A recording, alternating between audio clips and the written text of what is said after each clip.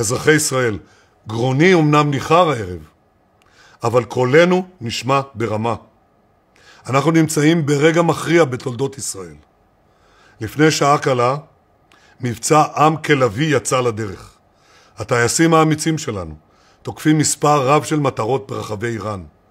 מטרת המבצע חסר התקדים הזה היא לפגוע בתשתיות הגרעין של איראן, במפעלי הטילים הבליסטיים של איראן וברבות ביכולותיה הצבאיות של איראן.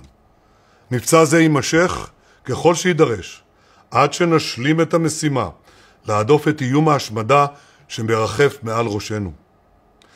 אני מצדיע מעומק ליבי למפקדי צה"ל וחייליו, לחיל האוויר, לאגף המודיעין ולמוסד, על התכנון הנועז של המבצע ועל הביצוע הנחוש והעוצמתי. בו בזמן אני חייב לומר לכם, לאיראן עדיין יש יכולות משמעותיות לפגוע בנו, וגם לכך נערכנו. אני מבקש את שיתוף הפעולה של כולכם, אזרחי ישראל. שיתוף פעולה הדוק בשעות ובימים הקרובים. לאורך כל חודשי מלחמת התקומה, אתם גיליתם יכולת מופלאה של עמידה איתנה. אנו זקוקים ליכולת העמידה הזאת ביתר שאת עכשיו, וגם בימים הבאים. אני מבקש מכם, הקפידו הקפדה יתרה על הוראות פיקוד העורף. ההוראות הללו מצילות חיים רבים. אנחנו עומדים יחד בשותפות גורל, יחד בערבות הדדית, יחד ברוח המיוחדת של עמנו. הן עם כלביא יקום וכארי יתנשא. הרוח הזאת נוטעת בנו כוחות אדירים ליזום, לפעול, ובעזרת השם לנצח. אחיי ואחיותיי, לאורך כל שנותיי כראש ממשלת ישראל, האיום האיראני תמיד עמד לנגד עיניי. הפעולות שנקטנו אל מול האיום הקיומי הזה עיכבו את תוכנית הגרעין של איראן בעשור שנים. עיכבו אותה, אבל לא עצרו אותה.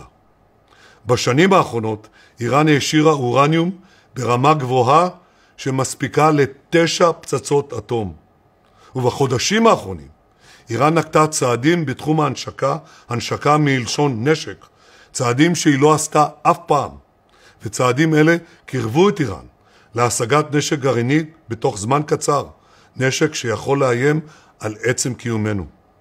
ובנוסף לגרעין, יש עוד איום קיומי שאיראן מפתחת נגדנו. איראן בונה מאגר עצום של טילים בליסטיים.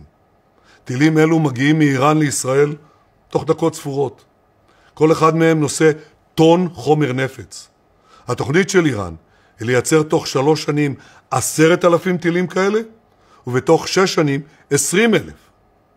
ולמדינה בגודל של ישראל זהו איום בלתי נסבל, ולכן אנחנו פועלים להסיר גם אותו. הכוונה של איראן חדה כתער. בלב טהרן הם הציבו שעון ענק, שעון שסופר את הזמן עד להשמדת ישראל. מאז המהפכה החומייניסטית באיראן לפני 46 שנים, משטר האייתולות קורא בכל הזדמנות, מוות לישראל, מוות לישראל. ולא מדובר רק במילים, מדובר גם במעשים. איראן בנתה מפלצת טרור אזורית ובינלאומית נגדנו. היא מובילה את מה שהיא מגדירה התוכנית להשמדת ישראל, כך קוראים לזה. היא חימשה עד צוואר את גורותיה סביבנו, החמאס בעזה, החיזבאללה בלבנון, החות'ים בתימן וגם אחרים. מאז מתקפת ה7 באוקטובר, אנחנו ריסקנו חלק גדול מציר הרשע הזה. אבל כל ההישגים הכבירים שלנו, כולם ירדו לטמיון, אם איראן תצליח לפתח ארסנל גרעיני ועשרות אלפי טילים בליסטיים. זו הסיבה שאחרי מתקפת הטילים של איראן בשנה שעברה, כינסתי את ראשי מערכת הביטחון ואמרתי להם, המשימה שלכם היא לפגוע בו זמנית גם בתוכנית הגרעין וגם בתוכנית הטילים. אמרתי לצמרת הביטחונית שלנו, אין לנו ברירה אלא לפעול במהירות. אנחנו לא יכולים להשאיר את האיומים האלה לדור הבא. כי אם לא נפעל עכשיו, לא יהיה הדור הבא. אם לא נפעל עכשיו, פשוט לא נהיה פה. מאז השואה נשבענו, לעולם לא עוד.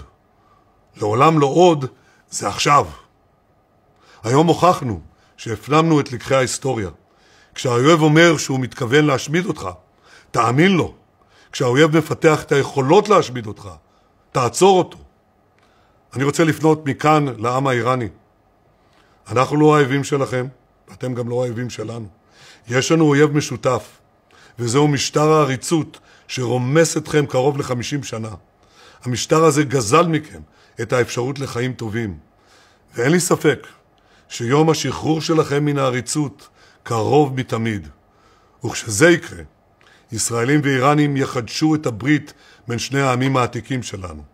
יחד נבנה עתיד של שגשוג, עתיד של שלום, עתיד של תקווה. אזרחי ישראל, בעומדנו כאן היום, כשטייסינו הגיבורים בשמי איראן, אנחנו מגינים על עצמנו, אבל לא רק על עצמנו. אנחנו מגינים על עמי האזור. אנחנו מגינים על שותפינו לשלום, שלום שנוכל להרחיבו בכוחות משותפים. אנחנו מגינים על העולם החופשי מפני הטרור והברבריות שאיראן מטפחת ומשלחת לכל עבר.